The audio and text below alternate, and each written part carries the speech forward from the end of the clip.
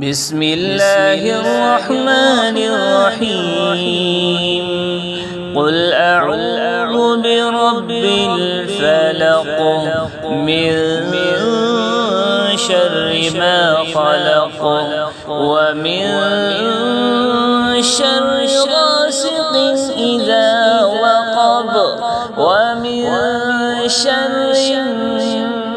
النفاثات في العقد ومن شر حاسد إذا حسد قل أعوذ برب الفلق من